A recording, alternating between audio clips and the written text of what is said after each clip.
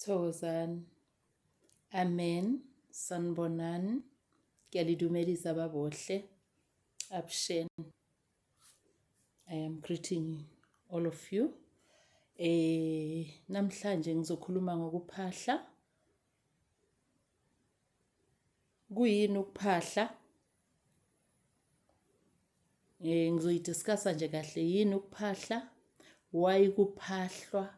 Kuphahlwa kanjani? Kuphahlelwani? Indawo zokuphahla nemphumela yokuphahla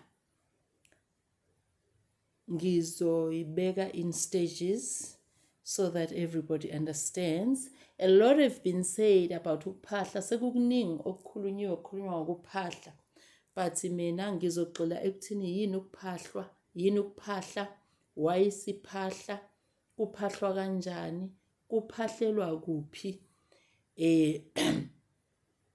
ubani okumele aphahle. Okay, ngizoqala ke ngo-part 1. Ama-preparations okuphahla. Uzilungiselela kanjani ukuthi uphahle? Ma uzophahla uyazila. Uzila ucansi, abanye bazila inhlobo zokudla okuthize. Ukuphahla ukukhuluma nama-ancestors. Ngesizalwane ama-ancestors kuthiwa ngama-angels is just a posh way of saying ancestors, right? Ubani ophahlayo? Kukhona ukuphahla kwesigodlweni komuntu olaphayo. 1. Kukhona ukuphahla kwekhaya kuphahlelwa wonke umuntu. 2.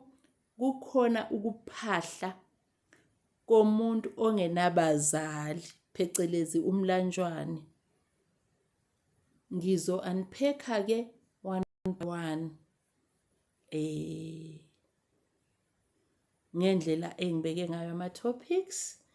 Okwanamhlanje ke ngizoma la bese ngiyaqhubeka ngama-stages ukwenzela ukuthi wonke umuntu azwisise awavuthe. Ngiyabonga mkhulu.